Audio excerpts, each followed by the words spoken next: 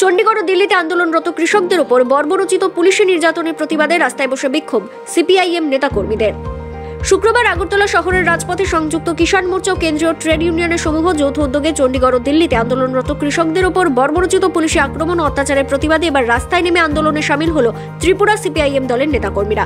উপস্থিত ছিলেন সিপিআইএম নেতা পবিত্র কর, প্রাক্তন মন্ত্রী মানিক দে সহ অন্যান্যরা।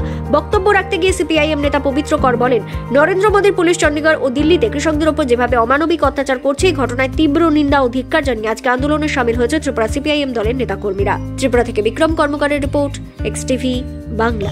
ড্রোন দিয়ে বোমা ফেলছে ভারতবর্ষ, এই পুলিশ নরেন্দ্র মোদীর পুলিশ, এই পুলিশ ড্রোন দিয়ে কাঁদুনো গ্যাসের সেল এই কৃষকদের উপর চালিয়েছেন, ফাটিয়েছেন।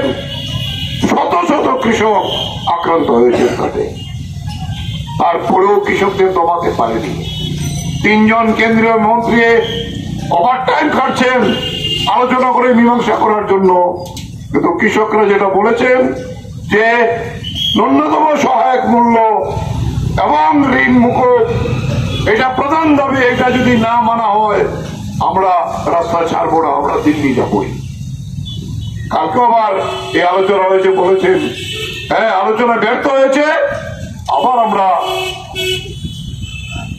আগামী রোববারে 18 তারিখ আমরা বলবো আলোচনা করার জন্য। কেন?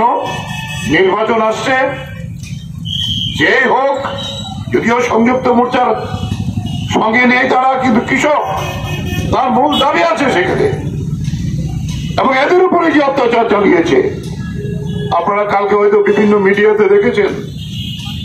আমাদের দেশের এবং পৃথিবীর অন্যতম শ্রেষ্ঠ কৃষি বিজ্ঞানী ডক্টর স্বামীনাথনকে এবার ভারত রত্ন উপাধি দিয়েছেন।